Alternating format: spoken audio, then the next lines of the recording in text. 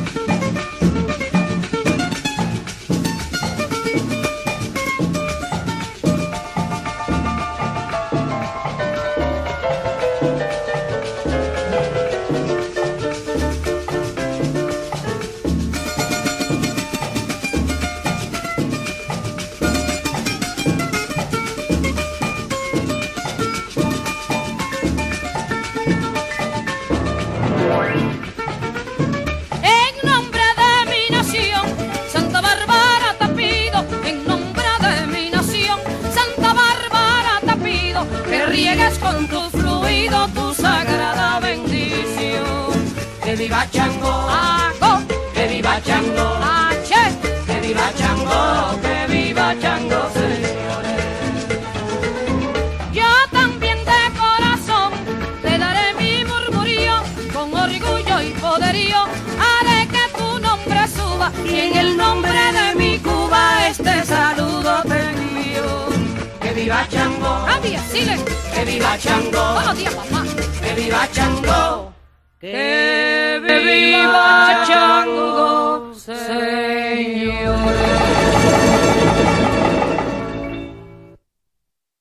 Good morning, good evening, and good afternoon. Welcome to another edition of the Divination Table. I'm your host, Michael Lennon.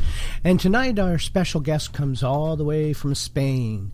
Visit a mystical and exotic world where all your questions, big or small, complex or simple, are answered with the utmost love, honesty, and clarity.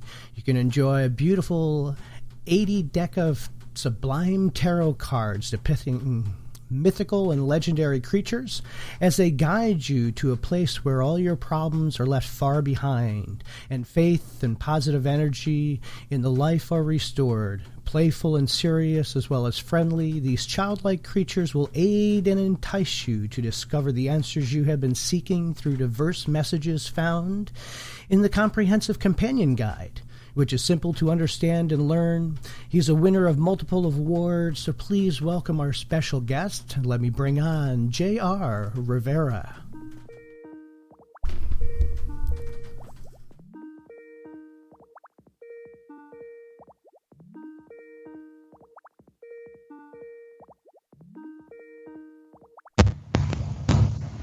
Good morning and welcome.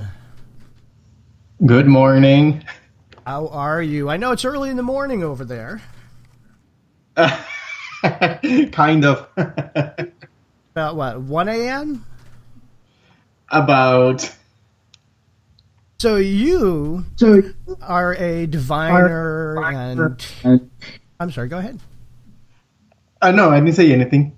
Oh, okay. So you're a diviner as well as a accomplished publisher and tarot card creator. Can you tell our audience how you began on the whole divination system and, learning? Where did you start and get your love from?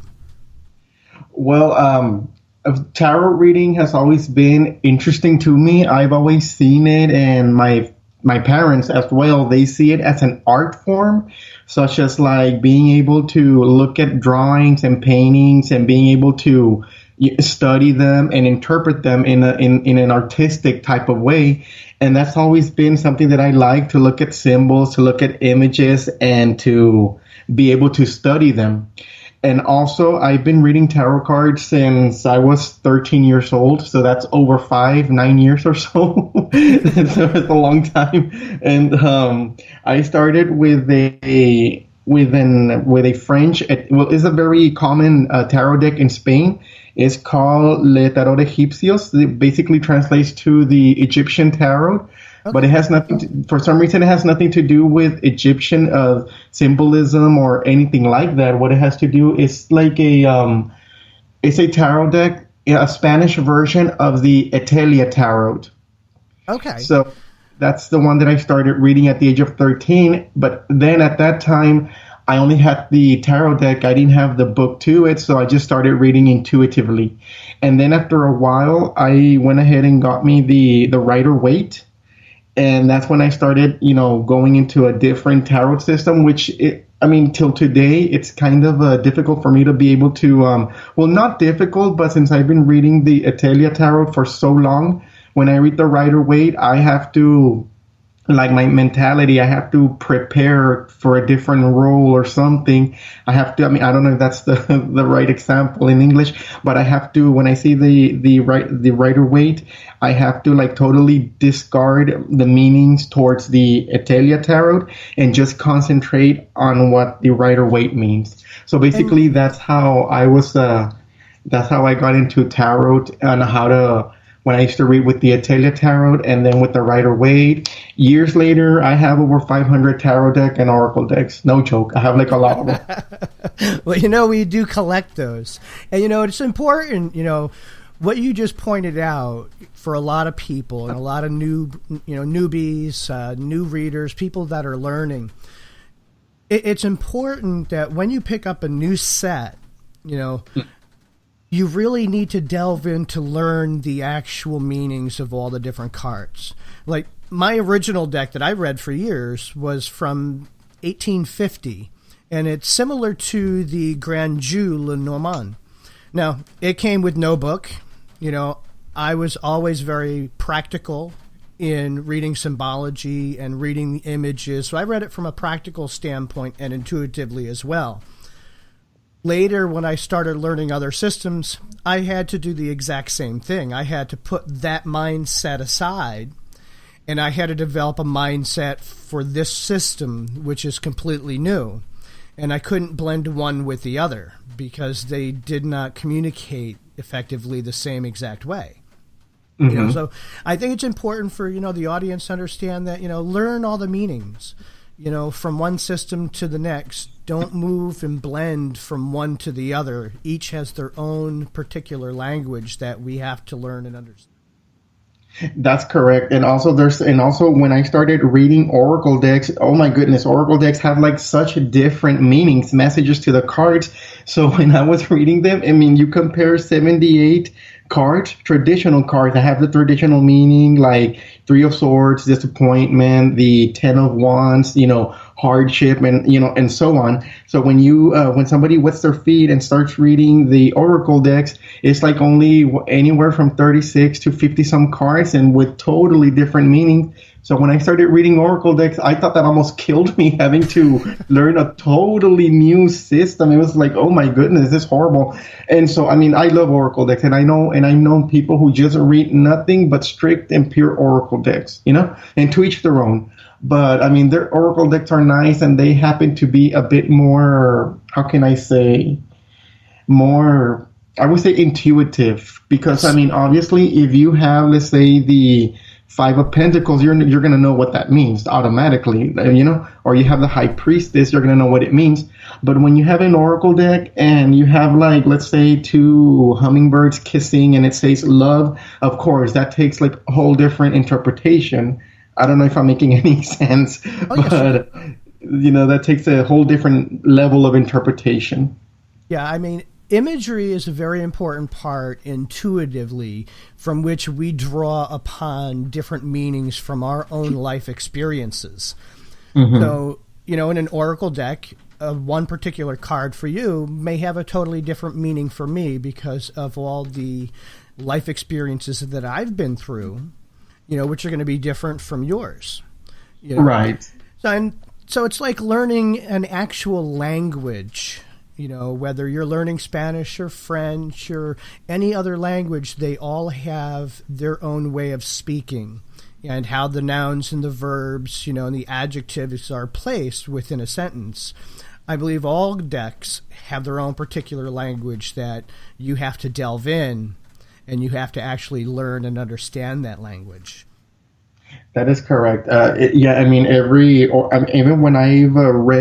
Even when I've read tarot decks, sometimes I read like two tarot decks, or I read a tarot deck and an oracle deck, and it's not the same. It's like, for example, I see it like, and I tell people, when you read two decks that have totally different meanings, it's like you're speaking in German, and then all of a sudden you start speaking in Russian. So you have to make that you have to make that connection. You have to make that interpretation with the tarot and the oracle decks. No deck is ever going to read the same, in my opinion. They don't read the same. I mean, they all have their own life and their own spirits.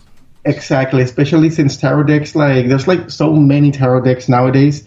They all have different imagery. So let's say, for example, the Three of Swords means disappointment.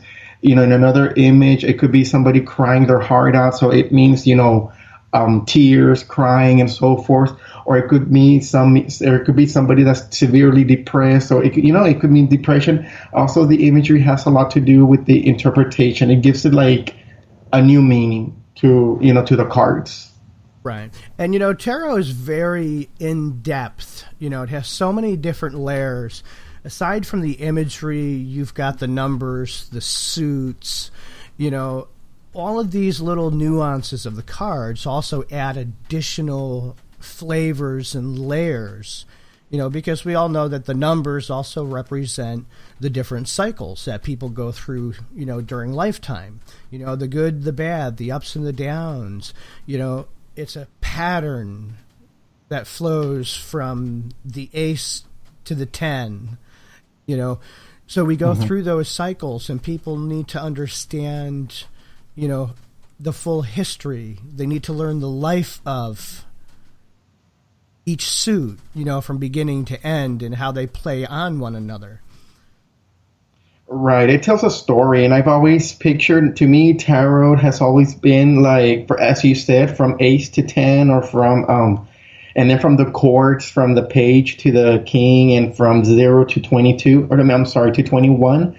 I've always figured that tarot is like a movie, and each card is a different movie scene. So it needs to be interpreted and viewed differently, not just the same. Exactly. Because, unlike some decks, that are non-tarot related, you have very specific meanings for each card. And this is what their set meanings actually are. Whereas tarot, meanings change depending on what number, what suit, where in the spread it lands, because, it tells the life story and the cycle that we're in. So there's a lot of in-depth information in the tarot, and it's probably why I have such a hard time, learning the tarot. I'm a very linear, minimalistic type person. I like the basics, and searching that deeply, I think for me I haven't gotten to that point where I can fully comprehend that depth as of yet. Yes, and basically most people, when it comes to tarot, some of them just attach a one or two